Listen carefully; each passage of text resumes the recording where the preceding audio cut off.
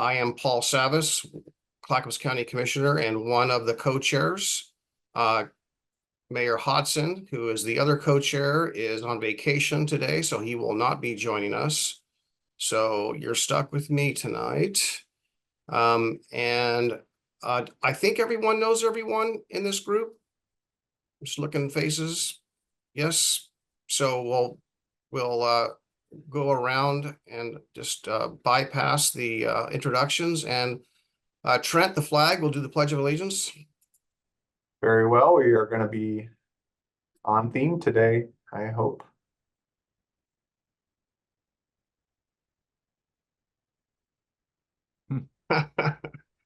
All right.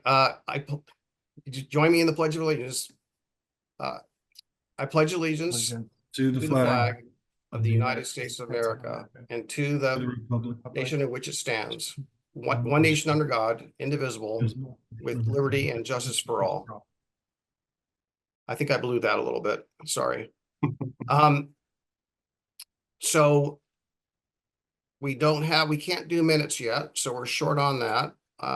And we've done introductions, and I guess, Trent, why don't you introduce our guest? Absolutely. I'm bringing them over now. We have 3 special guests with us today.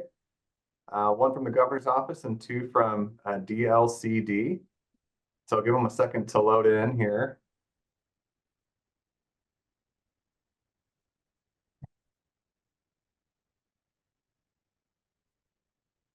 Excellent. Hi, Kelly. Hi, Ethan, and hi, Matt.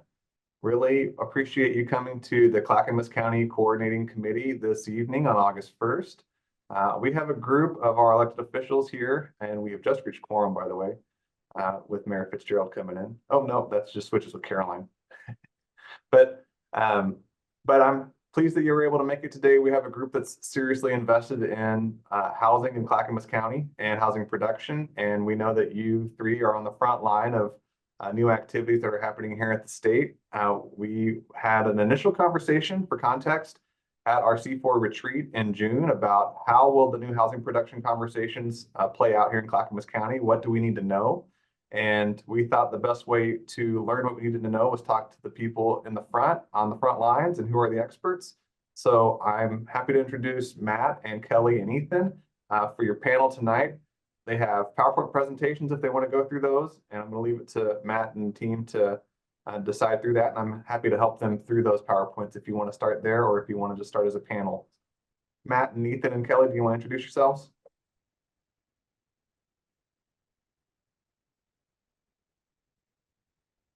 All right, good evening. My name is Matthew Shawbold. I'm the Governor's Housing and Homelessness Initiative Director, and I'm very pleased to be able to be with you. Thank you for the invitation. I'll pass it over to my colleague, Ethan. Hi, everyone. My name is Ethan Stuckmeyer. I'm the manager of the Housing Division at the Department of Land, Conservation, and Development. Really looking forward to the conversation today. And I'll hand this off to Kelly. Hi, everybody. Great to see you. Kelly Reed. I'm with the Department of Land Conservation and Development, and I am your regional representative. So I've met some of you already, but if you haven't met me yet, I've been with DLCD for 2 years. I was previously a planner in Oregon City. So I'm really familiar with Clackamas County, and I work often with your staff on planning issues and grants from DLCD.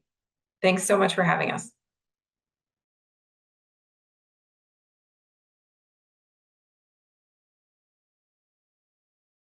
Ethan?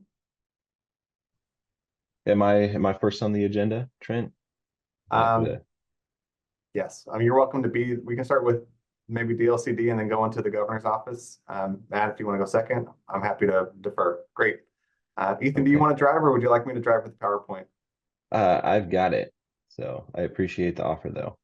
So as I pull this up, I was asked to talk a little bit about some of the work that DLCD is doing in relation to statewide planning goal 10, which is the housing statewide planning goal that I think you all are either familiar with or are learning more about, and particularly related to an update to the way that process is unfolding in local governments and across the state, as the state being a key partner in this, and that's the Oregon Housing Needs Analysis, otherwise known as ONA.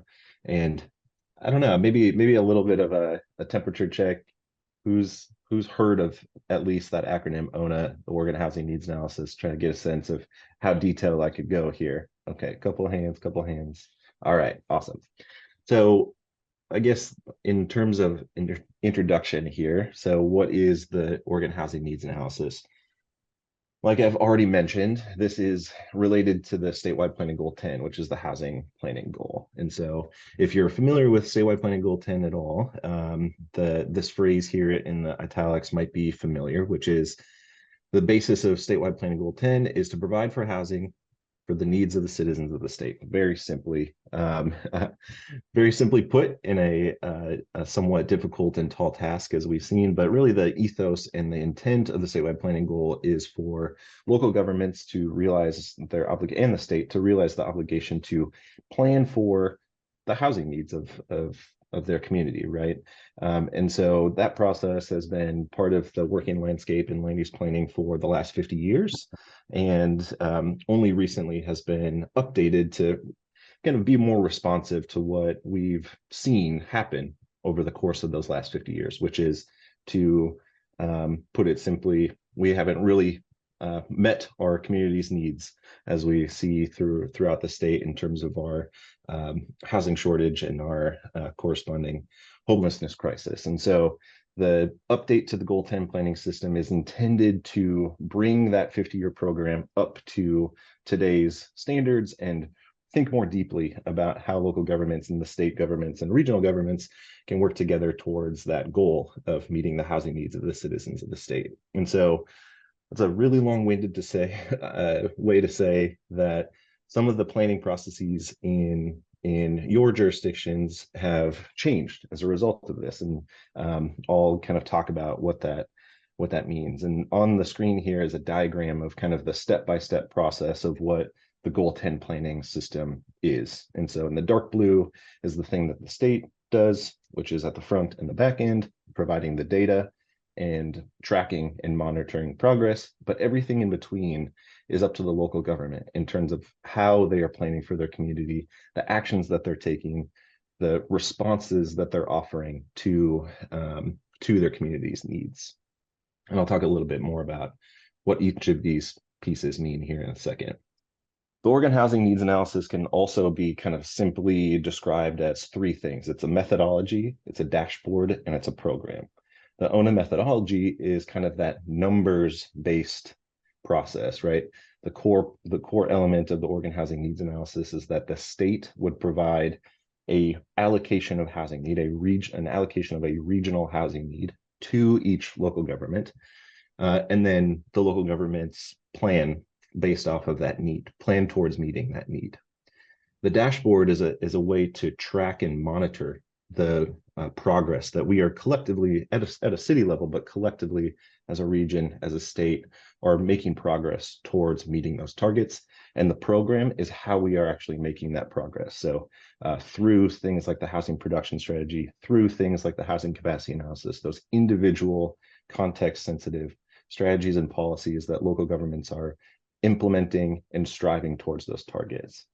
And I'll kind of talk a little bit more about the program in particular here in a little bit. But first, let's talk about the methodology. If we're talking about a statewide need or statewide regional and a regional need of housing, there are components to that, right? And so the way that local governments have done that analysis before was to project the past into the future, right? And a lot of the negative outcomes of that is that's not really responsive to what we're striving for in a planning sense, in the 20-year sense of what our community is actually going to need. And it doesn't include things like underproduction of housing at year zero, and kind of the old way that cities have done, we're estimating or we're anticipating that we've met our housing needs. And we know that's just not the case. We've been underproducing housing for quite some time in the state of Oregon, and that needs to be factored into the conversation. Same thing with the impact of second and vacation homes on long-term rentals and actually meeting the needs of our communities. And then Also, housing for people who are experiencing homelessness. Those things should be incorporated into the numbers and what we're actually planning for as a state and as local governments. So that methodology, those components and needs get smashed together, and then allocation of that regional number is provided to local governments so they get out of the business of doing that analysis and can stay in the business of planning and doing the policy work and responding to their community's needs as it is unique to each of their communities. And there are state agencies kind of at play here to facilitate this. There are three. The Office of Economic Analysis through the Department of Administrative Services does all of the math. They're the folks who are calculating those regional needs, doing the allocation, crunching through the methodology, and providing those numbers to the local governments. The Oregon Housing Community Services Department, OHCS, is doing that kind of production, that tracking, the dashboards part of the Oregon Housing Needs Analysis. So how are we doing in terms of market rate development? How are we doing in terms of the subsidized affordable housing? How are we doing in terms of these equity indicators, these magnitudes of housing need? And then the Department of Land Conservation and Development, our department, is in charge of the kind of programmatic part of this. And so the implementation at the local government level is through the implementation of the Goal 10 planning framework, which is at its core, housing production strategies, housing capacity analyses, these things that local governments have their own control of within a framework of how, statutes and administrative rules and how those are conducted. But really, this is where the rubber meets the road in terms of how we as a state, regionally and locally, are going through the planning processes to ensure that we're taking those actions to meeting our housing needs. Then there's the other part of it, which is we are asking for those actions, those kind of making good faith steps towards meeting our housing need, knowing that this is a regional thing and this is a statewide thing, and we should all be doing our part to meet our community's housing needs. And so in terms of that tracking, in terms of that monitoring, there's a built-in checks and balances system into this program, which is the Housing Acceleration Program. And so those housing production targets that are allocated to local governments, cities then go through their planning processes to say, we are taking these sets of actions to meet those housing production targets. OHCS and DLCD are tracking the progress and the kind of outcomes of that. And if things are going off the rails, the state and the local governments come together, think through the barriers and the unique consequence or the context of that particular local government and why they are falling behind. And then the state can provide resources in terms of financial resources, in terms of technical assistance, expertise, so on and so forth, to overcome those barriers and get folks back on track in terms of meeting our housing needs process. So that's the Housing Acceleration Program. There's that's kind of built into the program here. All right. So I know I'm talking to a Metro specific audience, so let's talk about how this works specifically within the Metro region. So you might be, I'm talking to some folks from the county, and so how does the county play into this conversation, right? If we are going to truly have this regional approach towards meeting our housing needs, what's the county's responsibility as part of that? And this bill, House Bill 4063, which is passed in the 2024 session, really kind of sets forth how cities or counties will participate in this program, which is that they have similar obligations to cities to plan for housing under the Goal 10 framework that I've kind of already talked about in what's called urban unincorporated lands within the metro area. So these are things not within a city. You can see the list, not within a city, zoned for urban development, within service district boundaries, and not zoned for future urbanization. So these kind of things are known as UULs, and they'll receive an allocation under the ONA framework, kind of that housing production target. And then the responsibilities typically default to those metro counties, Clackamas, Washington counties. And but those counties obviously can work within their regions to enter into intergovernmental agreements with cities to do that planning. So how does this function with the metro regional growth management decision? Metro also has obligations under the Oregon Housing Needs Analysis. So in Metro, the allocation system works a little bit differently than what I've kind of described. That was for a statewide audience. But in Metro, obviously, Metro does something similar to that, where they are estimating housing need and estimating growth across the region. That will remain the same. What is different is that the state then takes that projected need and allocates it to the local governments. The state is the one who's doing that allocation and is not Metro. We're just using Metro's numbers. And then the cities and the urban unincorporated lands then implement, and take those actions to meet those housing production allocations through the Goal 10 planning framework. And so this is really intended to not upset the apple cart of how the Metro governance structure works, and I think it nestles pretty nicely within that existing structure. So folks are talking with the same people that they've talked to in the past in terms of conducting that analysis. It's just that allocation, who's doing that allocation, and what methodology they're using is now at the state. I think I have one more quick slide here, which is outside of doing the kind of typical analysis that Metro does.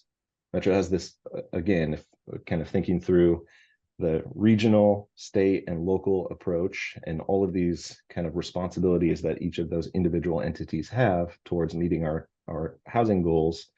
Metro has to do what's called a housing coordination strategy, which is very, very similar to a local government's, a city's housing production strategy, but just excludes those things that are related to the urban growth boundary, knowing that that urban growth boundary process is something that is highly defined already, but Metro can do other things and coordinate across the region to facilitate kind of the housing production, affordability, and choice goals that come with the Oregon Housing Needs Analysis. So these are things like technical support, assessment of housing barriers, being that partner that I think Metro has been and is really intended to be in this process. So that was probably 3 or 4 years worth of work consolidated down into 8 slides. So I'm happy to answer any questions that you might have on that process. If I skimmed over anything way too quickly, I'm happy to do that.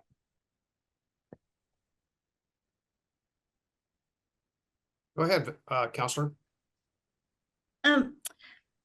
Thank you for the presentation. My question is on this equitable distribution of housing under Goal 10. How is that determined? Is it? I mean, like I'm just going to use my city for an example, Tualatin. Like if we get a pro rata by population, we're in trouble because we don't have much land left. That's exactly right. Yeah, and so that kind of allocation, that equitable distribution, is based on quite a number of things, and it really kind of boils down to the methodology. But as simply as I can, it is the current need and the future need, which is current need is kind of like underproduction and second vacation homes, and that future need, which is population growth, access to jobs, transit, those kind of things factor in together, and they have different weights. And they come together, and that's part of that allocation.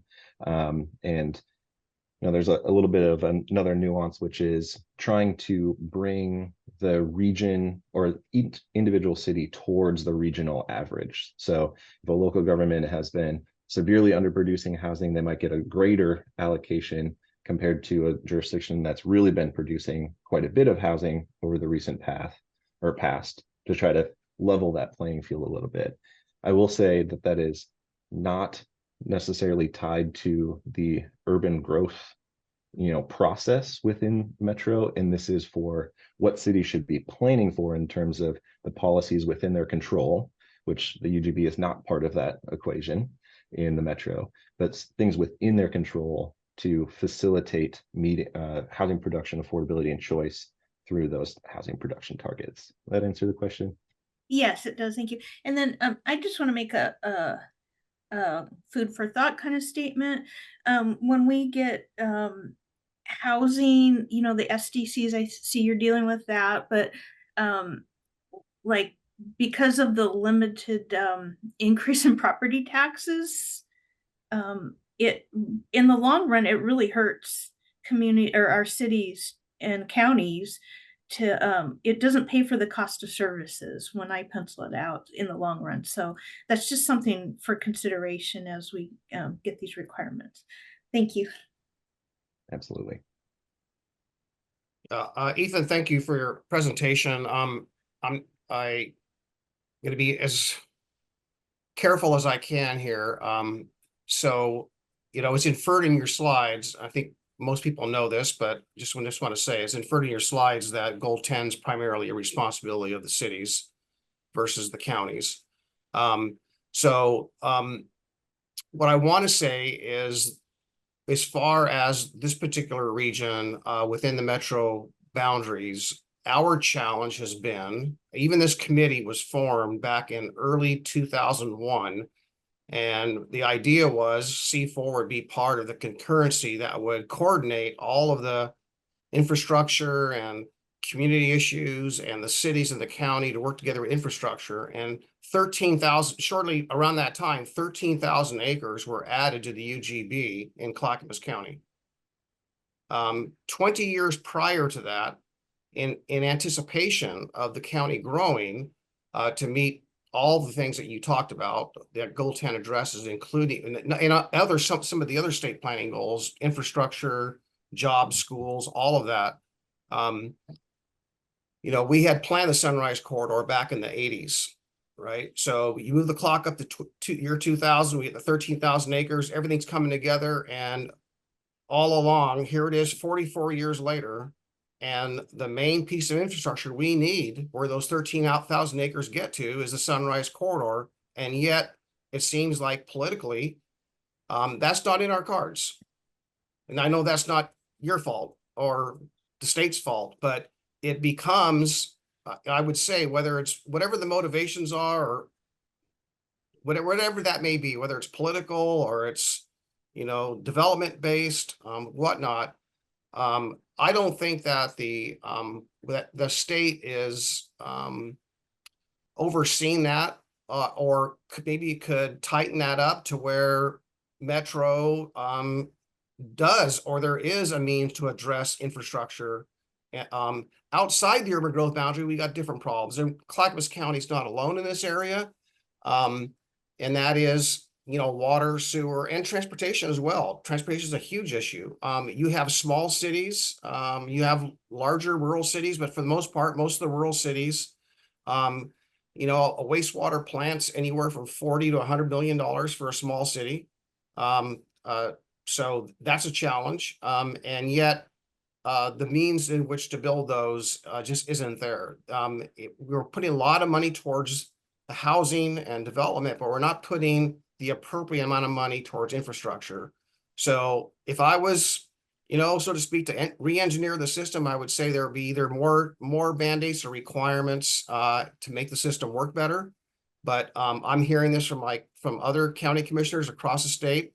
They want to be able to meet all those needs, but they're already maxed out on their water capacity, or they're already maxed out on their sewer capacity, or there's no in between where they have their city and the roads. It's between state roads or their county roads. There's no money for transportation. So we're not having a proportionate investment in the required infrastructure. So we'd like to do better. We have a lot of land. We have a lot of opportunity. We have some of the fastest growing cities in the state here in Clackamas County, and our roads are, they're have urban level congestion in rural parts of the county and it's inside even.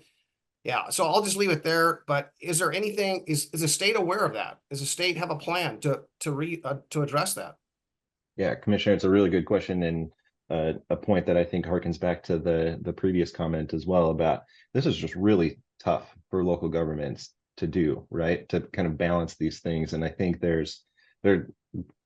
at DLCD, there's a recognition that is a major challenge for local governments. And I think one of the things that kind of points to attempting to address that is actually in this Oregon Housing Needs Analysis program is the corresponding response in terms of the goal 14 work, which is the urbanization, which speaks to public facilities planning and development ready lands, and how that factors into the equation of the things that are within city and county jurisdictional control. Granted, those are, you know, tough and really large, you know, dollar figures to overcome, but it's seeking to kind of coordinate those planning efforts in a way that is going to be responsive to, you know, those trying to balance that. But in terms of the actual changing of the financing structure and SDCs and infrastructure finance, I'll let Matt respond when he's up to present, because I know that the governor's office is working on those pieces specifically. I'm just going to jump in with my facilitation role and say, I see the one more hand from Mayor Fitzgerald, and I'm going to recommend that we limit it there so Matt can get into his presentation. I'm sure there will be a lot of questions.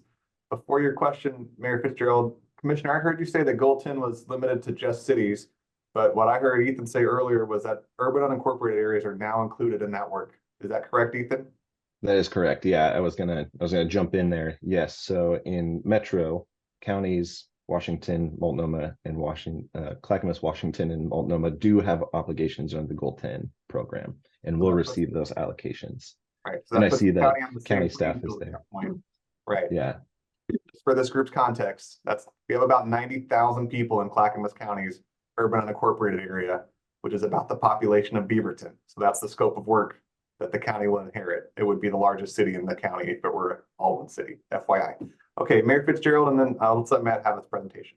Okay, thank you. I really appreciate all these comments and understand them, but I do want to ask a question relative to Wilsonville, and there are a couple of other places like this where we are on the edge of the urban growth boundary compared to, as Councilor Pratt said, they are, you know, they're not going to expand their land base. So here in Wilsonville, because we are on the edge of the urban growth boundary and the thoughtful planning they've done over the years, we have 50% or so multifamily right now. And so I would say nobody could say we're lagging on that. And it's been identified by Metro that we need, and we agree, more single family housing. And so in our Frog Pond East and South neighborhoods, which have future neighborhoods have a capacity of about 1,600 homes, close to 50% of those are targeted to be single family. And then there will be 10 to 15% multifamily, and the rest would be middle housing.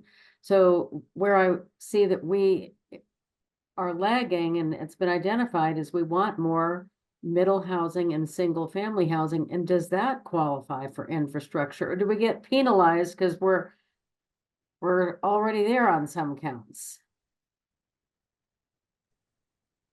Yeah, Mayor, it's a good question. I'm not sure if I can answer the question about whether those housing types would be penalized for you know, or not have access to infrastructure funding. But as part of the Oregon Housing Needs Analysis Program, right, it's focused on housing production, affordability, and choice. And those elements So that are qualifies, inclusive of those housing types, okay, right? good. If we're That's really good to talking hear. about choice, it's all of the housing types. And if we're talking about affordability and production, those are part of the answer to that question. Thank you that's a really good explanation. I mean, way to help illustrate this, because people jump to conclusions or saying, why don't you have all the other cities pick up the tab or something like that? But we know that we need all these types of housing, and we know from our builders and our planning that we, just as Commissioner Sava said, we definitely need infrastructure money for this services, and SDCs are not enough.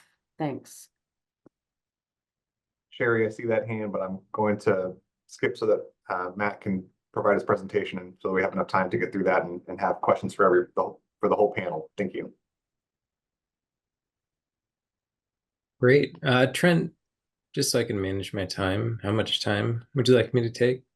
We have about, well, you're from the governor's office and you're a special guest, so you can have as much time as you need, but we have this scheduled for about another 30 or 40 minutes if you need it. Great. I'll just share my screen really quick.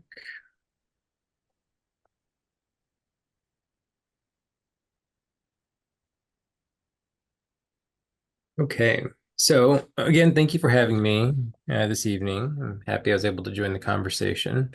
I was asked to come and give an overview of the governor's current priorities around housing affordability and production, as well as homelessness response. I'm going to go through a slide deck that some folks may have seen before. Gives a little bit of a background on where we've been through the first year and a half of Governor Kotek's administration, as well as where we're going in terms of the current priorities.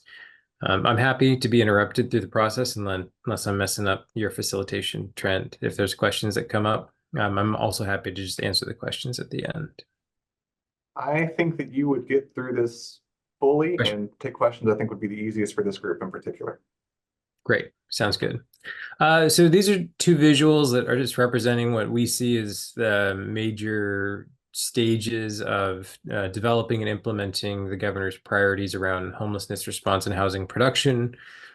From day one, the first full day the governor was in office after being sworn in, where she established three emergency orders around housing production, unsheltered homelessness, and an enterprise-wide effort to address improving the homelessness and housing affordability and production across the state. I'll kind of walk through each of these pieces. What I want to point out on this slide is where we have landed most recently, about in the last 2 to 3 months, which is we've seen a number of successes. We've seen positive movement. It is all in large part due to many efforts of many individuals, including people on the ground doing the work of establishing shelters and producing more housing. And where we are today is a set of priorities in what we're calling the homelessness response framework and housing production framework. And I believe both of those were shared with you as a part of the overall meeting packet. Starting with the homelessness response framework. So as I mentioned, the governor laid the foundation in year one on her first day in office. She established an executive order, which put forward an emergency response framework around unsheltered homelessness. She took to the legislature a proposal for an early investment package, appropriation of funding to communities in order to establish 700 new low barrier shelter beds across the state to rehouse over 1,600 Oregonian households and to prevent homelessness for over 8,750 Oregonian families. And thanks to the partnership with the legislature, thanks to many of the organizations around the state working directly on the ground and directly with families, I'm pleased to say that 1 year into the administration, as of last January, the governor's goals for her early investment package and her emergency response had been exceeded, not only met, but exceeded. What that looks like in terms of how we have scaled up the system. So in addition to the early investment package, the governor pushed for appropriating the most amount of resources possible to helping to stabilize Oregonians that were experiencing homelessness or potentially at risk of experiencing homelessness. Once we get through the full biennium, we're anticipating that the success that we'll have seen will be maintaining at least 2,400 of the existing shelter beds and navigation center beds around the state, adding over 1,700 new shelter beds, part of that early investment package, and some supplemental appropriations. To be honest, I think we're more likely to see the state supporting over 6,000 shelter beds around the state.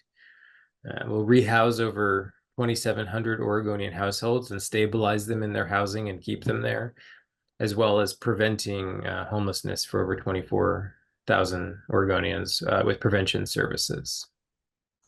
So while all of this work was going on in year one of the other executive orders that I think folks did not pay as close of attention to was 2303, and it's because it was internally focused. The governor wanted to take an enterprise approach to addressing unsheltered homelessness.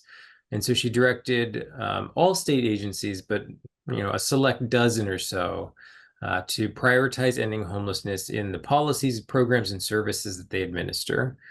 And so we worked with the agencies and went through an internal process to evaluate the various policies and programs that the agencies had, the extent to which they were addressing homelessness, and if not, or if improvements could be made, what those actions should be in order to help refocus the enterprise across the board.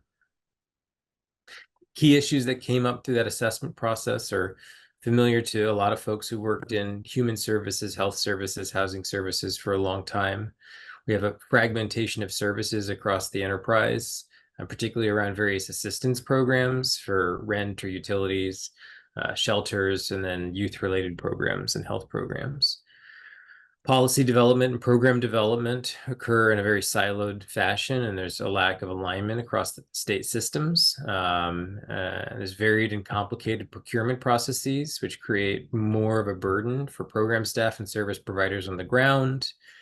How things are funded, when things are funded varies across programs, sometimes even within the same agency. There are times where we use formula-based funding models. There are other times where it's a competitive-based process. And it can create multiple processes with a single agency for a single organization, providing a suite of services all designed to stabilize households, address poverty, or prevent homelessness. And then depending on the program, we have minimal data that's being collected around racial disparities, but also around outcomes and impact of programs. So when the governor extended the emergency declaration in January of 2024 to continue both the work of establishing and maintaining shelters and rehousing and prevention, she modified an existing council that the state enterprise had, the Interagency Council on Homelessness, charged that council with an updated mandate to implement the objectives that had been informed by this enterprise-wide analysis, directed them to, over the course of winter and early spring, to scope implementation for each of the objectives, and then put together a work plan in order to track key milestones and timelines so the governor could hold agencies accountable for implementing the action items. Similar, very similar to the items that were identified as issues. Key objectives were around strengthening programs and providing services to people experiencing homelessness across all state services, defining statewide outcomes and goals related to addressing both unsheltered and sheltered homelessness, and use those goals to drive program implementation, to advance racial equity and share progress toward equitable goals, reduce barriers for service providers, both in terms of accessing resources and procurement and reporting, to ensure that we're evaluating programs and doing so in a way that's coordinated across state programs that are being implemented in community. And then the governor decided to focus on some key populations around looking at individuals that are in state systems of care and how they transition to housing stability and what their success is like in the housing continuum. There's a lot of stakeholders, partners, and engagement to help inform the work. So, this is all the way from her time in the legislature through the transition to her being governor, and kind of the various engagement, One Oregon tour, government to government, cluster groups, her Racial Justice Council. They've been engaged at many steps along the way to help inform the work. And where this has led is the homelessness response framework. So after all of the work of standing up the emergency response and going through this enterprise evaluation process, the homelessness response framework lays out for the governor her current priorities around addressing homelessness. I'm not going to read all this because I want to make sure we have time for questions, discussion. So I'm going to focus more on the pillars. Pillar one is really around an outcome-based system, outcome-based budgeting, outcome-based programs. And so looking at the impact of existing programs, moving in a direction where there's integration and standardization of outcomes around addressing homelessness, and then tracking that on a real-time and fiscal biennium to fiscal biennium basis. So there's a series of actions there. Pillar 2 is around core program improvements. So we have put a lot of resources as a state, particularly in this biennium, into shelter, rehousing, and prevention. And we need to look to how we can stabilize and maintain that system that we are helping to fund in counties and communities across the state. And so establishing shelter framework, a shelter program framework, a rehousing program framework, a transitional housing program framework to really improve and build on the success that we've seen. Second core program improvement is around permanent supportive housing. I guess for folks that don't know, but I think this group probably does. But just in case, permanent supportive housing is really tied to affordable housing. It's still primarily independent living, and it's services that tend to be off-site by a service provider. And what we know is that the permanent supportive housing system is struggling, and in some cases failing, because we have individuals being referred to independent PSH living situations that may have a level of service intensity need that doesn't match the kind of facility they find themselves in, which is independent living. And so we're looking at what it would look like to have a tiered service structure with lower to higher intensity services, as well as an integrated behavioral health PSH model, both in independent living and potentially other specialized facilities. Pillar 3 is around focusing on certain populations and state systems of care. So youth in the youth authority system or the foster care system, adults that are exiting the carceral system, veterans, these are all individuals that are in the care of the state in some form. And so how are we assessing their success as they transition out of state systems, which do provide usually facility or home stabilization, and make sure they're not discharged to the streets, discharged to homelessness or extreme housing instability? And so there's a body of work around how do we facilitate those transitions? How do we ensure there's the appropriate programs and services? And how are we tracking that to make sure we are understanding if we are successful or not successful in the actions and programs that we're supporting?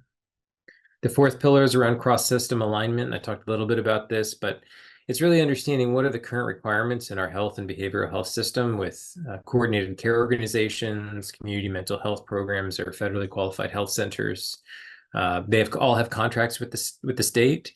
And we're looking at to what degree they're being required to provide services to people experiencing homelessness where they're at, in shelters, other facilities, on the street, in order to help stabilize people so they can make that transition to housing. So we're evaluating all those contracts right now. Many of these are up for renewal in the next year or two. And we'll be identifying where the state can add some more expectations around providing health and behavioral health services for people experiencing homelessness. So in total, across the homelessness response framework, there's about 40 deliverables. So each of those are kind of big bodies of work. You call them 40 projects. And, we are in the process of moving many of those forward. And for those that are not moving forward right now, we're in the planning stages. And at the end, if there's time, I'll show you a visual map because I think that is useful for folks to be able to see visually what we're talking about. On the housing production framework side of things, again, the governor established an executive order 2304 on her first day in office. It stood up a production advisory council. The goal was to utilize practitioner expertise to understand what was creating barriers to scaling up and increasing housing production in Oregon. There were affordable housing developers, housing authorities, market rate housing developers, as well as some people who worked in planning, engineering, architecture, that all came to the table. They had one goal, one objective, which was to deliver a set of recommendations to the governor by the end of 2023, focused on how to increase production in Oregon to 36,000 units per year. As we've said a lot, so I think a lot of people know, and as Ethan mentioned, the state is 140,000 units short of having a healthy housing market right now, which is creating all sorts of challenges around homelessness, stabilization for families, recruitment of both entry-level and mid-career professionals for small businesses, private sector, public employers. And we need to address that shortage to get to a healthy housing market. And we think we'll need about 440,000-ish units over the next 20 years in order to meet the population growth. And half of those will need to be at 80% of median income and below. We're currently permitting about 20,000 units a year. And in order to make up for the deficit and stay on track for our future anticipated demand, we need to be producing around 36,000 units a year, which is a significant increase. Otherwise, we are just going to see the situation get worse. We are only going to see the affordability crisis get worse, and more people are going to be at risk of experiencing homelessness, and we're going to have a harder time keeping families stabilized in Oregon communities. So similar to the homelessness response, there were some significant reforms as well as significant program funding that came through in the 2023 session and the 2023 and 2025 budget. Ethan already talked about the Oregon Housing Needs Analysis implementation. We also received an unprecedented amount of funding for affordable rental housing development, homeownership development through the LIFT program at Oregon Housing Community Services. And the state also started to expand its footprint. I think I heard some folks talk about this, about we need resources at the community level. I think the governor feels very strongly that, in the Goal 10 work that DLCD is doing, and Ethan's team is really moving forward, just fantastically. Just appreciate all the efforts there. The state also needs to provide tools. Tangible tools that we're hearing from cities and housing authorities, affordable housing nonprofits, and housing developers that will help to facilitate this housing production that's both being required and needed. And so standing up some new programs around a pre-development financing program, a construction loan guarantee financing program, some modular housing industry expansion funds. So really just starting to put forward some of the concepts that are being talked about in Salem around the programs and tools that local governments need to help to incentivize or directly finance housing development. In the 2024 session, the governor led the development of a housing production package. It was her only bill for the session. It established another suite of tools. So a whole host of tools available to potentially cities, housing authorities, housing developers. But again, through this idea of, as we're doing Goal 10 reform, as we are really trying to make sure that we're meeting the housing needs of Oregonians, how are we providing the tools for both cities on the ground, counties on the ground, as well as people doing housing development and construction? So I won't go through all these tools, but I'm happy to speak to any of them. But really looking at, for the governor, her production package is really looking at each stage of housing development: land readiness through infrastructure, financing for the vertical construction, the standards to which housing needs to be built. So really taking a look at every stage and what interventions and what tools can the state provide. And then finally, while all of this body of work was happening, the Production Advisory Council that she had impaneled submitted their report. There were 59 total recommendations they submitted in December. There was a meeting with the governor in early 2024. I think it was February, where they formally presented those recommendations.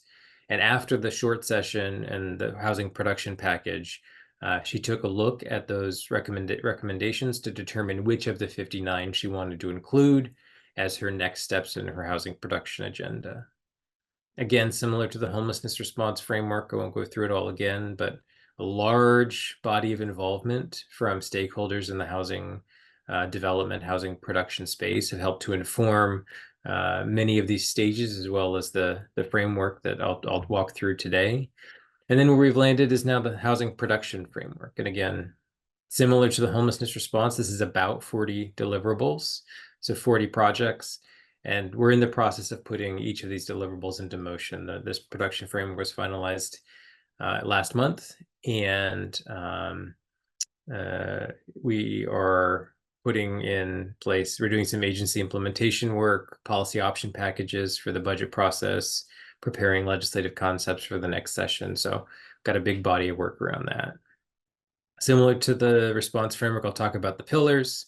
Pillar 1, very similar, outcome-based programming, outcome-based budgeting, making sure that the investments we're making, policy changes we're making are leading to and supporting new housing production. Pillar 2 is we need to maintain our existing housing investments. The state has put a lot of resources into affordable housing in particular, and manufactured housing. And so how do we make sure we don't lose ground on the housing we have while we're producing more housing?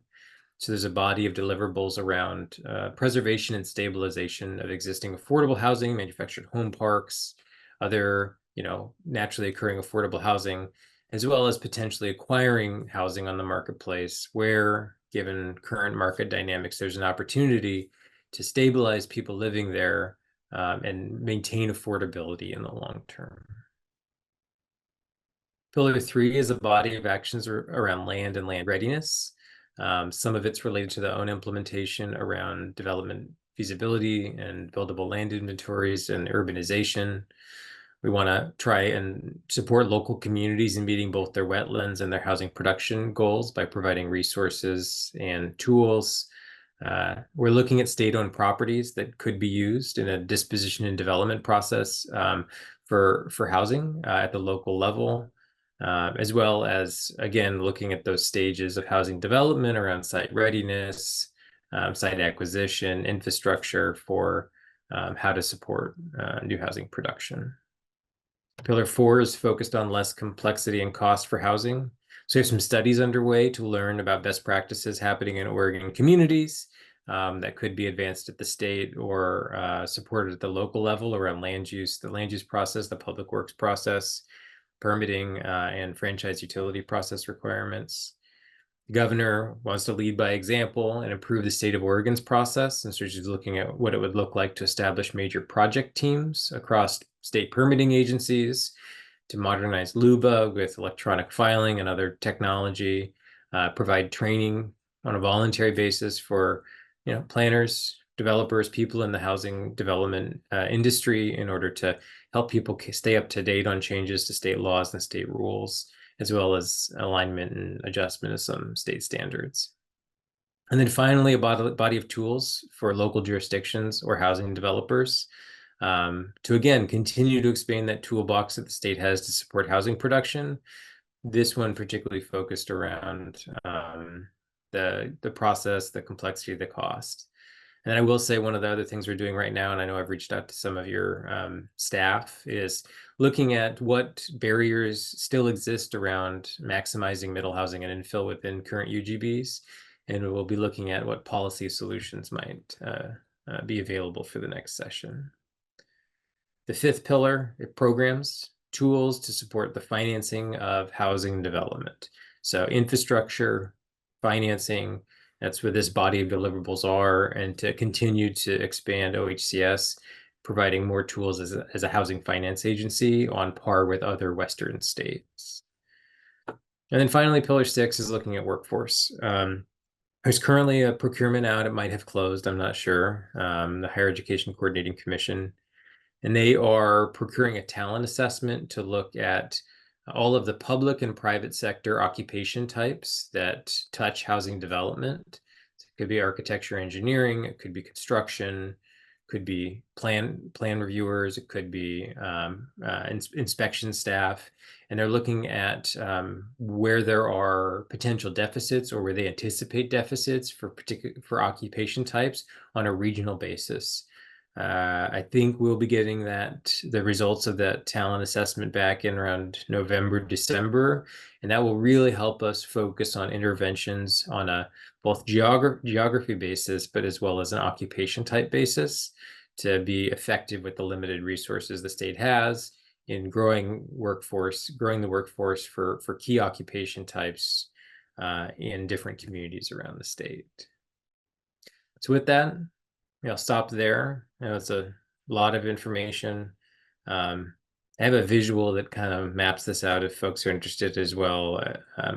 There's some of our partners had asked for it because it was a easier way to digest all the information, but I'll stop and happy to answer questions. Hey, Sherry?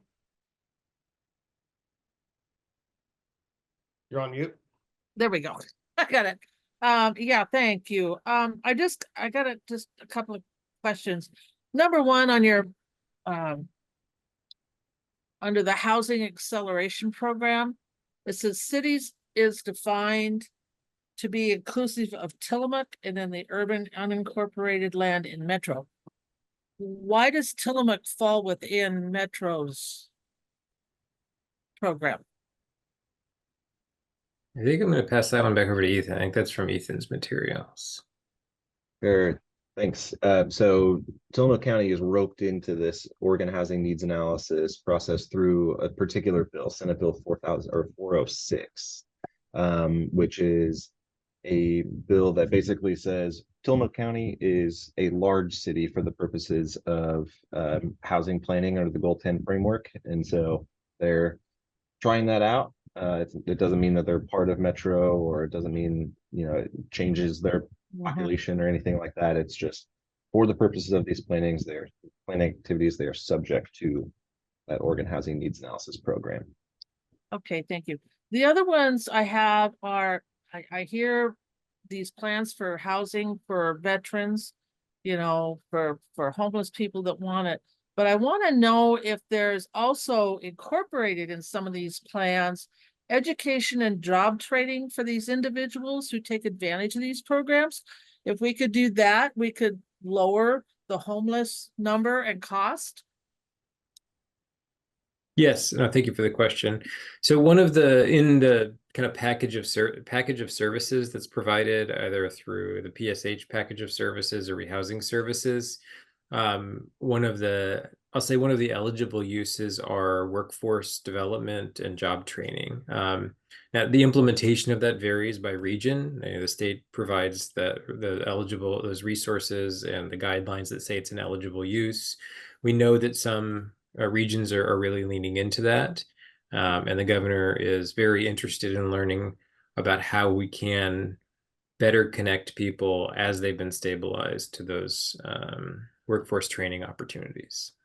Okay, and then I also have, since I represent the water customers of Clackamas County, if it's been looked into, you talk about these regions and extending this and moving it here and putting this amount in, looked into whether or discussed with these utilities, whether they can accommodate these housing proposals, especially since there seems to be a plan to eliminate SDCs. Well, I'm not aware of a plan to eliminate SDC, so I can't really speak to that. But, the infrastructure, both site infrastructure for new housing, whether it's a subdivision or an infill, as well as overall service capacity infrastructure for cities and counties is a priority for the governor, because she understands that there are definitely some communities that are constrained in the amount of housing they can produce, or they are literally capped in the amount of housing that can be produced unless additional infrastructure is provided. So a part of the frameworks is infrastructure. Business Oregon, we were just looking at it yesterday. They are submitting 2 POPs that are related to the governor's production framework. One for site readiness, and that's more the brownfields, gradation, public nuisance work. And then one for infrastructure for housing. And so it's water infrastructure, sewer, stormwater, and transportation infrastructure. And depending on the amount of resources that could be available, we definitely are thinking about both site infrastructure, what I would call smaller scale facilities. Like I know we've talked to the Wilsonville's team about this around pump stations that kind of open up new subdivisions when they don't need core service capacity, and then what I would call core overall city service capacity. And so that's a big focus for the governor as well, because she's definitely heard it as she's talked to Oregon cities and counties and service districts. Okay, Councilor thank Pratt. you.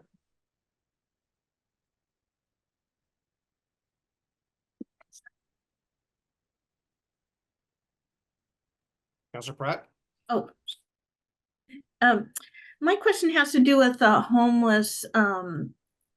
There's a bunch of different criteria that I said will be looked at through all the initiatives, and one of them is population-specific action plans. And I'm just wondering, like it specifically calls out like youth, people that have been incarcerated, and I think somewhere else I saw something about veterans. What I'm wondering and I can only find data for Multnomah County and nationwide, but most homeless people don't live beyond 50 years old. So I'm wondering why this population, like in their mid 40s, wasn't targeted, because that could make I would say there are some of the most vulnerable people, and this could really help expand their lifespan. So why weren't they included? No, That's thank you for thank you for the question. I would say on the homelessness response and the kind of programs and services, we are looking broadly at everyone, right? So it is, how are we providing services for everyone? Those specific populations that are listed, that the governor listed in the framework, is because they're people in state systems of care. So like somebody leaves a carceral setting, how do we make sure they're not being discharged to the street, or a youth leaves the youth authority, they don't have a family to go to, and they're 24, 23, 24. How do we make sure they're not discharged to the street? Same thing with youth aging out of the foster care system. And then veterans are just especially vulnerable population. Representative Dexter, who's the former chair of the House Housing Committee, she had done a body of work over the summer in the interim, or specifically looking at seniors. We are very concerned with seniors. Some of the shelter providers around the state are telling us that they're seeing the fastest growth in people experiencing homelessness being seniors, because people don't have retirement savings and the Social Security cannot make ends meet. Rep Marsh from Southern Oregon is now the new chair of the House Housing Committee. She is taking over that body of work around understanding what the state needs to do to help prevent more seniors from becoming homeless, and how do we rehouse those.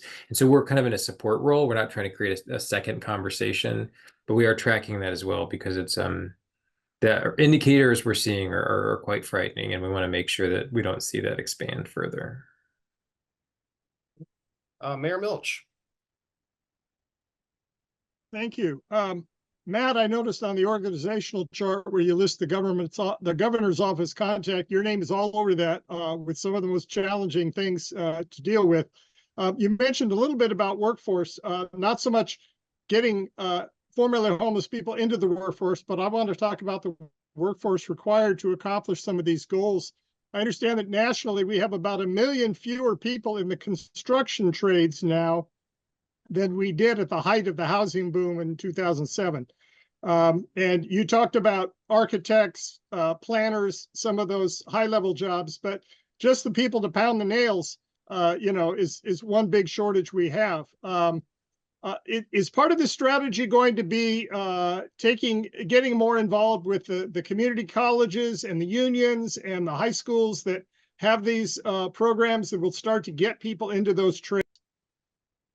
Yes, no, thank you for the question. On the workforce side, first I would say that the talent assessment is looking at construction jobs and the various construction job occupation types. So we're definitely looking at that.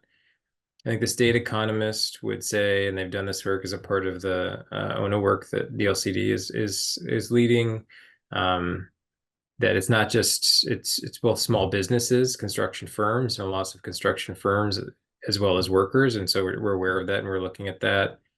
We think there has been some really great success in some models, like the Central Oregon model, around some of their workforce efforts to specifically both support youth transitioning into the trades, as well as adults who are seeking to change their occupation, or looking for a more stable career. So we're looking not just through the talent assessment, but we're talking to community colleges, workforce development boards, to understand what they're currently doing that is successful, that we can try and find resources for to replicate around the state, because you definitely need to. And it looks different. It looks different in different parts of the state, as the governor's been talking with folks on our One Oregon tour. Some communities that they have a significant issue where they need plumbers, and they have a deficit of plumbers, and folks aren't willing to travel out to where they are because they're in Malheur County. we're hearing a lot in Central Oregon about how all the construction workers are going to Redmond and Bend because that's where the higher paying construction jobs are. And it's depressing the workforce in other, adjacent regions. So definitely agree with you on that one. And we're looking to not, start from scratch, but replicate what we know is going well. And then you have data to inform those specific construction occupation types and target those investments. I'm hopeful. I mean, maybe it'll take longer. I'm hopeful we'll get the results of that back by the end of the year in order to help us move into the session with some proposals. Great, thank you. Trent, I'm just gonna do a check-in on time. How much time can we have 3 more questions, looks like, and just want to understand the order of time here. This is a very important issue. We have one other topic that requires your vote and probably about 10 to 15 minutes of conversation. And then I think anything else could get punted to next month if we need it to. So we're here to support this conversation that this committee asked for at the retreat. I recommend that we continue. And like I said, we definitely need about 15 minutes near the end if we want to keep on just this topic. Okay, great, thank you. Yeah. So Commissioner West. Thank you, Commissioner Savas.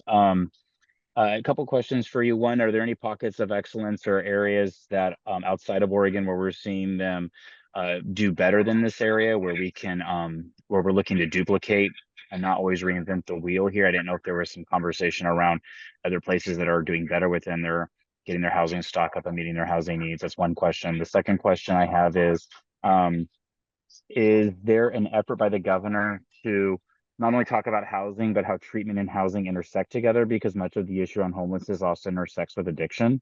It's not just an economic issue. It's very much also a trauma issue and addictions and substance abuse issue. And so my question around that is the governor looking to vary the housing available for those that not are just sheltered, but then they need low barrier temporary housing, like for 90 days or so before they get in some type of recovery long-term housing, which can last 18 to 24 months, and kind of building out that care continuum with treatment in mind and how that intersects with housing. Often it feels like that we talk a lot about housing in the state and not enough about building actual infrastructures and continuums of care around treatment. And that impacts our housing statement. And then I'm curious about how we move forward with housing in our houseless population with the Supreme Court making a decision on the Grants Pass case and our state law and House Bill 3115 being in conflict with that, and making it maybe difficult for local jurisdictions like us to deal with public camping and RV camping and unsuitable housing for people. And so are we looking to, I know that was a big initiative when the governor was the Speaker of the House, but that House bill is making it really difficult on local cities and counties to actually manage and get ahead of this problem. And it seems to help perpetuate it. So I don't know if you could answer maybe those 3 questions for me. Sure, I'll try and go fast in light of time, or happy to follow up after.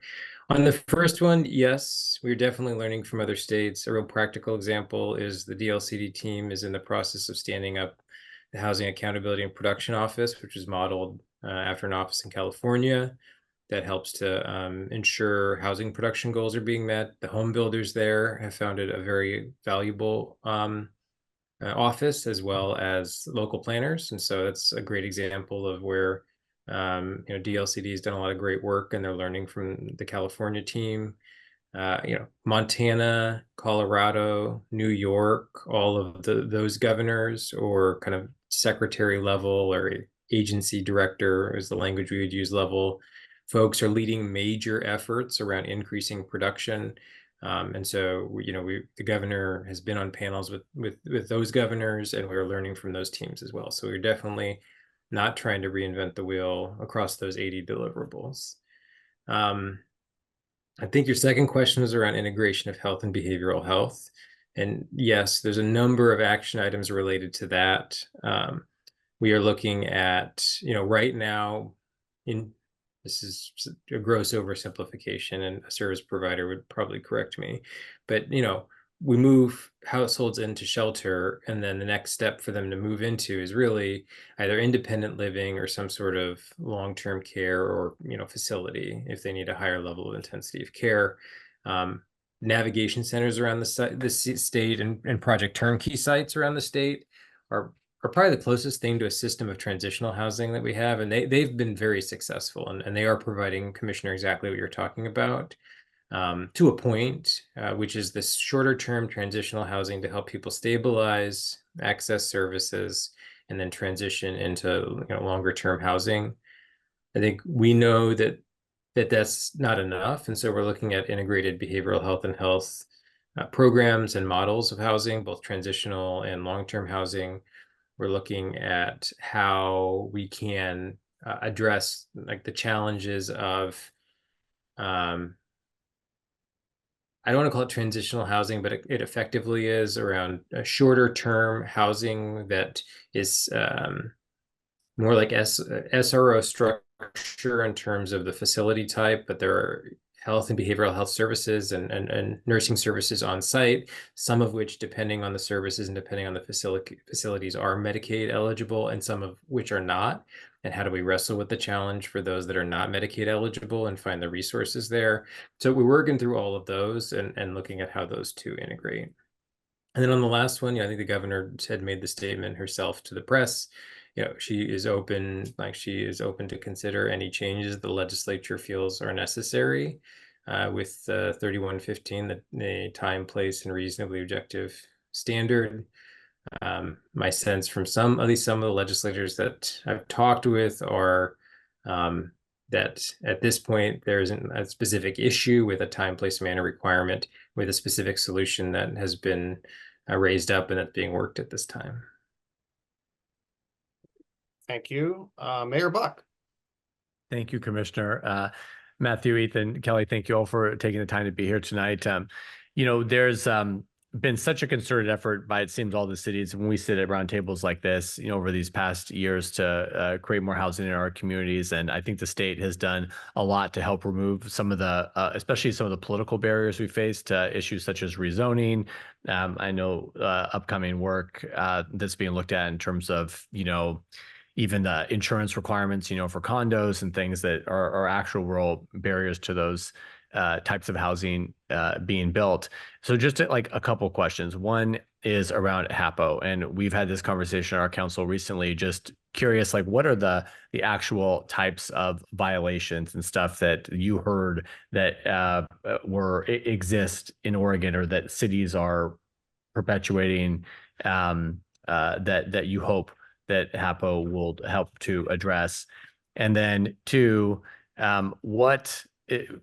right now locally, we see the biggest barrier to housing production just being the financial markets, right? We have a project that just can't get bank financing, viable project, just banks aren't lending.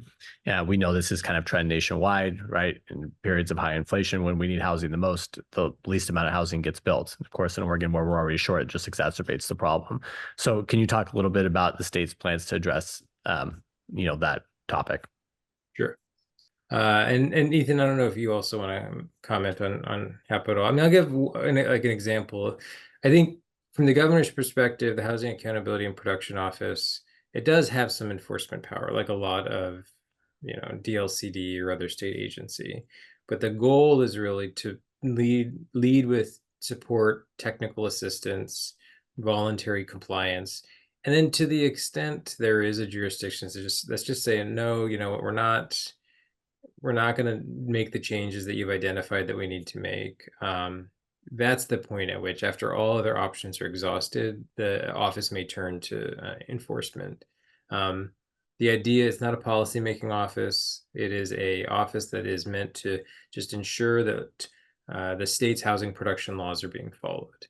And so the examples that come up a lot are examples of, where there's the code, codes are out of date because state statute has changed, or a state administrative rule around housing production have changed, and a local jurisdiction might not be aware of it, and they're making determinations on projects that, whether it's around, each old HB 2001 and the allowance for middle housing, that are no longer in compliance.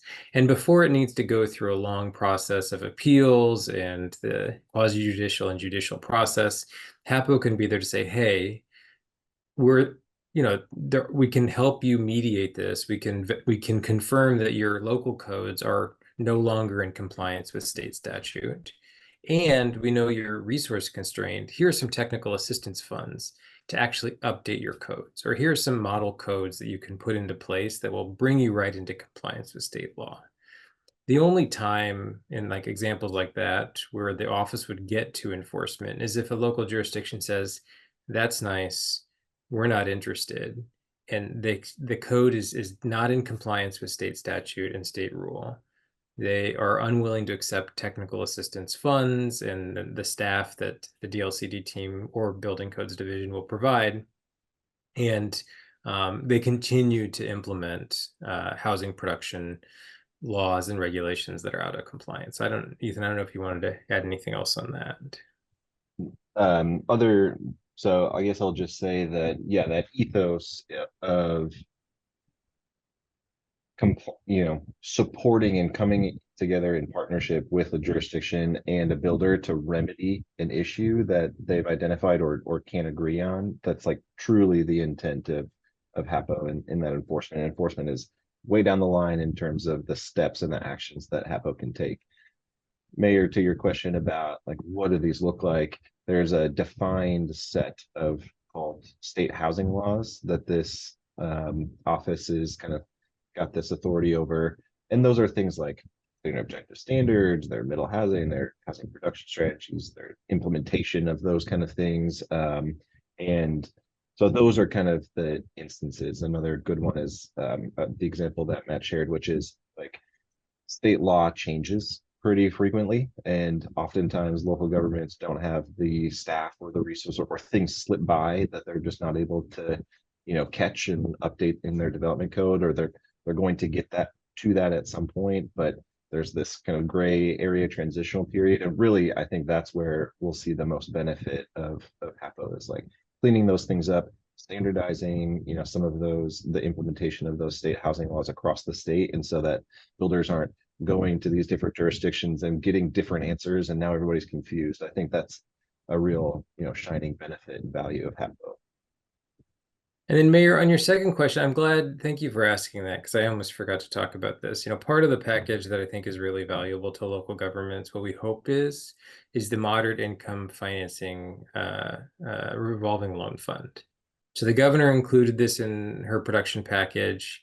I do want to acknowledge Senator Anderson from the Coast and Representative Marsh, as well as a group called the Housing Innovation Partnership, which some folks may be familiar with.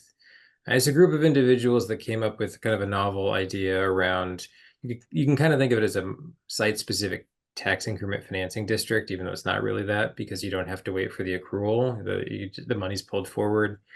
There's $75 million in revolving loan fund at the state. OHCS is currently going through program development. We're hopeful it'll be ready to go in January-ish. And it's a no-interest loan that local governments can take out from the state to finance housing at 120% of the median income or below. It's a local decision. The local government goes to, it could be city or county. That's what I'm saying. I want to make sure I'm saying local government can go through the process to identify they have to authorize a program locally, but they go through the process to identify the site and the project, whatever local application process they want to help co-finance. Maybe you want to finance all of it. Maybe you want to finance a portion of it. There is a cost though. It does require that the property taxes on that site are waived for around 10 years. And in lieu of the property taxes, a fee that is roughly equivalent to what the property taxes would have been is imposed on the property owner. And that fee is paid back over 10 years, 10-ish years. And that fee is what pays back the state's no interest loan. So the loan fund will revolve over time at the state, and the legislature can recapitalize it if it's running low, but is essentially providing local governments a no interest loan to help co-finance housing projects. That could be, a single apartment building. It could be a large new subdivision. Really, it's up to the local government. And so we're really encouraging folks, because we've heard it. We've heard it in the metro area, but we heard a lot in rural Oregon, Eastern Oregon, where folks are saying, banks are not willing to lend out here, or they are not. They one or two projects, and that's the exposure they want in Lake County, or that's the exposure they want in Malheur County in terms of their lending portfolio. And so we're hoping that by bringing these resources in, it lowers the bank debt that a project has to take on. Maybe they get a better interest rate because it's, you know, partially funded through a state revolving loan fund. It's modeled after a program that was being implemented in, I want to say LeGrand, but I probably shouldn't, because it might have been somewhere else close to LeGrand. But they've had great success at really expanding their housing because production, because they just had to finance it. This small gap. It's not a huge gap like public housing or deeply affordable housing, right? It was a small gap. The banks weren't willing to go there, and they put together this program structure. And so now we're hopeful that this revolving loan fund can be a powerful tool for jurisdictions. And if it bears out, if we see a lot of use and a lot of success, I think the legislature would be willing to recapitalize it. Just one comment on that. As far as the funding, that's certainly appreciated. I do know, I heard from some of the cities that when they're facing infrastructure challenge, that cost per household for that infrastructure, that loan, if it needs to be voter approved, whatever that is so exorbitant that it's just not practical. It will never get the support needed. So there's going to be some economic challenges. I think that unless a state comes forward and says, or is able to help in those situations, to help with the cost of providing that infrastructure, one small increment, like on whether it's like water, wastewater, one small increment can definitely cost tens of millions of dollars. But on top of that, because of the environmental laws, whether it's potable water or whether it is wastewater, we got to bring it up to environmental standards. So that means the entire facility is now facing a huge investment. And that's where the cost gets out of control. And we're behind on infrastructure. Just want to point that out. Anyhow, last question, Councillor Stavanger. Hi, thanks. Thanks for this information. It's really helpful, a lot to dig into and much appreciated. My question has to do with community members that are exiting the carceral system.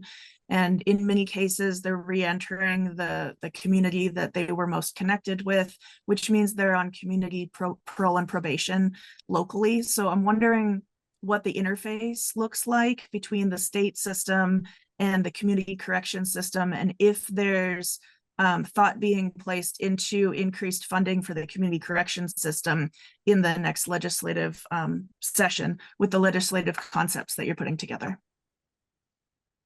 No, thank you, Councilor. But I don't know in just generally if there are POPs being developed for additional resources for parole probation or community corrections. I mean, that kind of separate from housing related programs, but I can find out and follow up. I'll check with my colleague who's the lead in the public safety space. But as far as leaving the carceral setting into parole probation, we're working with the Department of Corrections to assess the programs and services that are currently available to folks leaving carceral, whether it's parole probation or just exiting because they've served their time. And it is state funded. So whether that's administered by a state agency or administered at the community level, what programs and services, well, and I guess the assessment is all programs and services.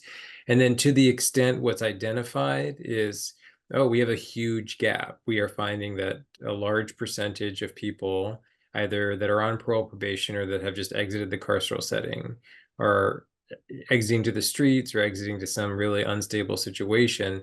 That's the hole we want to plug with services. And whether that's administered via, certain case managers and service providers at the state versus at the local level, we're really deferring to DOC on kind of how that best aligns with the current process. So I could see a situation where they might, I don't want to get ahead of DOC, but I could see a situation where they say, hey, like we need this service. This is the issue that's coming up. And the people who are best positioned to administer this are particularly for parole probation or once we've made that handoff, because that's the natural touch points for people. They're no longer engaging with the DOC staff or some other random state agency. In general, particularly with all of the populations in state systems, the goal is to provide the services where people are at, not requiring them to, come to the state to get those services. I think that there could be potential for a big gap between DOC and local community corrections, because as people are coming back onto caseload locally for parole and probation, they're setting up plans for stability, workforce, housing, etc. And in many, many cases, the connection to the social systems of support are those same systems that got people into trouble in the first place. So that leads to the propensity to recidivate. And as Commissioner West was talking about earlier, there's an intersection there with addiction, with criminal activity. I mean, I think that there's some potential for local cities and local counties to be able to inform what filling that gap looks like. And I worry about the defunding of community corrections over the years and the capacity at a local level to be able to help fill that gap.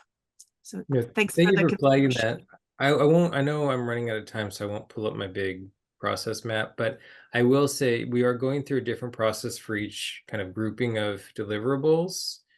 And I will flag, my colleague Jonna is helping out the housing team, and she's leading some of that work around Oregonians and state systems of care. I will flag on from a process standpoint on that. It would be good to engage in some form or bring in, if we decide to put together a work group, we're still working through the process on that one, with community corrections to talk about the handoffs, to talk about the gaps. So thank you. We'll make sure to include community corrections in the process. Thank you so much. Yeah. Well, we appreciate you coming out. Can you, before we will let you go, could you give us an update on what opportunities there are for public comment, whether they're scheduled or will be scheduled? Do you have any, can you help us with that a little bit? Maybe I do get to pull up my process map. No, I won't do that. I will say that I think, I can't remember, Trent, did I share that map document or just share the Word documents with the frameworks? Well, I think you shared the map document. Give me a second. Okay. So, and I'll pull it up. I've got it up. There, I did it. I took more time. So you should have this document. If you don't, I can send it along. The goal of this document is to visually illustrate how each of the deliverables fit into different bodies of work. We are going through a different process for different bodies. So for instance, the shelter framework, there's a joint work group that's already convened. It's a Representative Marsh governor work group. And there's a formal process, and there'll be, all of the major stakeholder associations have representation at that work group, AOC, LOC, Community Action, Regional Coordinator, they all have representation at this work group. As a different example, we're doing some work around insurance for shelters, NAV centers, turnkey sites, and affordable housing. This is more direct engagement with these providers. And we kind of did an all call for direct engagement, and we're convening a meeting with the insurance commissioner, I think next week. So we have a different process for each grouping. We have identified a lead contact in the governor's office for anyone interested to be connected into that process. And I think what the last thing I'll say is what we have heard is that from some folks is that this document is helpful, and a good supplement to this document would be to have these same bodies of work, groupings of work, but a quick overview of what the process looks like. Is it a formal work group? Is it a kind of direct engagement with providers? So we're working on that. Some of these are TBD, but I'm hoping to get that out to the folks who've asked for it. I guess it's Thursday. First thing next week. I was hoping the end of this week, but I don't know if that's going to happen. And I can make sure to get that to Trent as well, so it can be shared with this group. Thank you very much. And DLCD, I believe there are active open comment periods right now for the methodology for the housing production. Is that correct? Yeah, exactly. I was just going to jump in. So that is correct. I'm going to offer 2 opportunities to comment on Oregon housing needs analysis generally. The first is what Trent is talking about, the methodology, that number crunching and the allocations and the weighting of all of those allocations. That public comment is open actually right now as we speak, and it will remain open until the 16th of August. That is the draft version. That'll give you a good sense of kind of where that thinking is going and the major elements of that process. There'll be another opportunity for commenting on more towards the final process in the fall, September timeframe. So I guess just next month, but that is available now. And I'm looking at maybe Kelly can possibly drop some of that, the links to that in the chat. And then the other one is on the rules, the Oregon administrative rulemaking process, which is also ongoing currently. And actually we've got a rulemaking advisory committee meeting taking place next week, next Wednesday. And I can put a website in the chat here that'll have all of the information associated with that rulemaking, way more than is maybe even helpful, kind of an overwhelming amount of background and context and draft rules and all that kind of stuff. But a good chunk of that rulemaking process will conclude at the end of this year. By December 31st is when the first version of those rules will need to be adopted, or a first chunk of those rules will need to be adopted. So that website that I'll put in the chat is going to have the place for providing comments and how to plug in.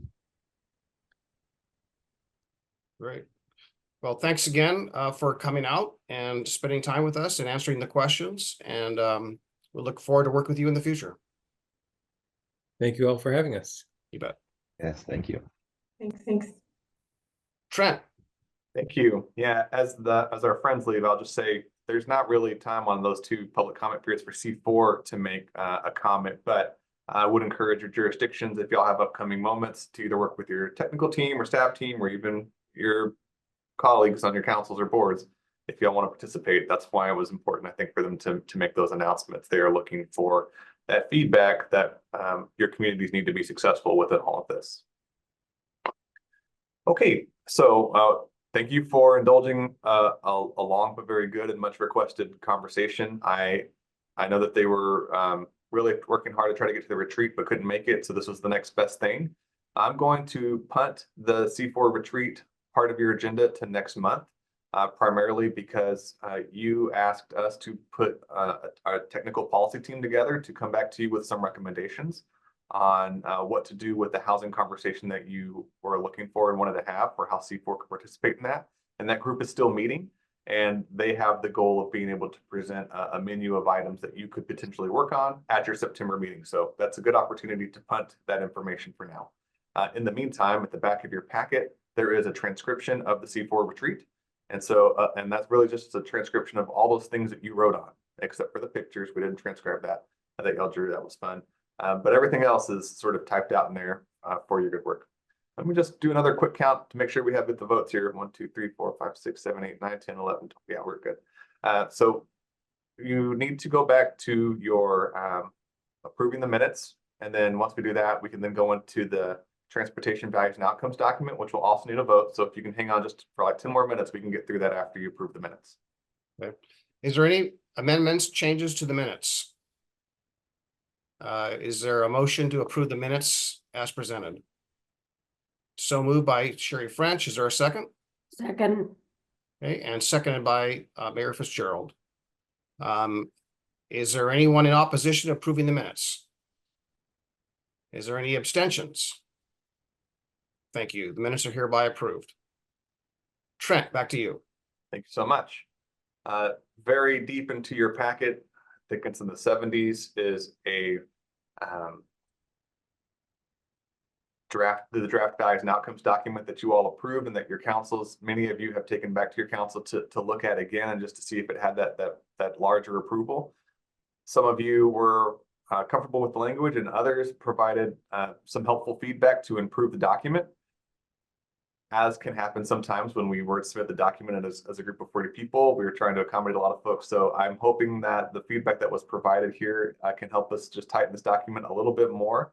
So I wanted to just kind of walk through, I think you're seeing my Word document here of the updates. I'm showing you a different format so that you can see not just the improvement, but who requested it, which was harder to see within the packet.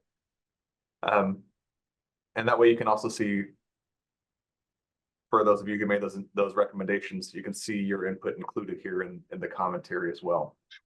And so just quickly as I run through this, I want to make sure that we're kind of covering by discussion what some of these updates are. Some of them are just Scrivener edits. Some of them are simple plain language improvements. Some of them are very policy forward. But here in this first section, the equitable balance and seamless systems, that fourth bullet there, I wanted to make sure that increasing safety for all travel modes up to reduce diversion was highlighting that this is on highways and onto local roads. So from highways on local roads. I think many of you, when we wrote this, were so familiar with I-205 and tolling and what diversion meant. And but good feedback by our partners to say, like, not everybody is as familiar with that information as others, as we are. We've been so intimate with tolling. So good to clarify that for those other audiences that might see this. In that second section there, the maximum and efficient utilization of public dollars, which is another way of saying if you create new revenue, it could do this. That third bullet says to maximize our opportunity to leverage funds for local and state projects of significance. So making sure that we're highlighting, don't just focus on, state improvements like just for ODOT, which is fine, but make sure that includes those local pieces too. So thank you, Wilsonville, for that update. And then the next bullet was secure varied revenue sources to diversify funding tools for local and state agencies. So if you create new mechanisms, don't just create them for the state, make sure locals have those tools as well. So thank you for that. And I think that, that was coming from Tualatin as well in different ways to just make sure that we're not just doing one thing here, one thing there. And that included formula defense, right? The 50-30-20 kind of spread across all things. But we felt like as long as it's covering for the State Highway Fund, Councilor Pratt, Tualatin, that it covers that broad need. So I want to let you know that we considered that, but felt that it was already covered here in that second bullet there at the top. In the third bullet here, or this third section, to advance projects of statewide significance, we changed it to advance projects that build public trust and accountability. This is from a conversation that happened at the C4 Metro Subcommittee, I recall, and it was to sort of liken this language with what we were seeing with the JPAC materials that were starting to evolve in this conversation, where we're starting to see, finish what was started or fulfill what was promised. This is some common language we're seeing across the state right now. And then it was important for, especially my board, to make sure that when we're talking about the House Bill 2017 projects, and we need to specifically call out the I-205 project as the bottleneck project in full. The bridge is great. Seismic improvements are important to all of us. And that bottleneck is the economic piece that sort of ties it together. So we wanted to make sure the promise in House Bill 2017 was the full project, not just the bridge. So that's why that language was included. Similarly, on this formulate a list of, we had secondary projects, because I think at the retreat, we were thinking and we heard this from our co-chairs, right, at the Joint Committee on Transportation, we're going to focus on those 2025 or those 2017 projects. So we thought, well, let's make sure that they are also thinking ahead, the next projects, second projects. But I think several of our partners and even our board felt that was undermining the value of those projects for a lot of our communities. And so rather than calling them secondary projects, just additional high priority projects. Great if you do 2017. And if you want to go farther, don't, keep going, right? Well, everyone has a need. Everybody has a need. So we're trying to make sure that that's there. And we heard from our rural communities, and it's too bad that none of them are here tonight, that they did not see themselves really within this document. So we tried to find ways to include rural language within here and make sure that each of our communities, and we have all types, urban, suburban, rural, wild, we have all types. We want to make sure that the transportation package meets all needs, not just, those downtown needs. So that's that language there. And then in this next section here, provide accessibility, just calling out rather than using some of the colloquial languages like connections to systems. We're saying sidewalks and bike lanes. We're saying, what is micromobility? It's the reliance on bicycles, scooters, other non-traditional needs. So this is just plain language updates, because there were a lot of questions around what some of this was for folks who are not transportation people, but trying to participate. And then finally here in this last section where we're talking about housing production and economic opportunities, I think you'll again see just emphasizing that we want to accelerate transportation networks that are supporting developing areas. So trying to back out of some of the colloquial transportation language and just say, like, if an area is developing, or right for development, focus on it, please.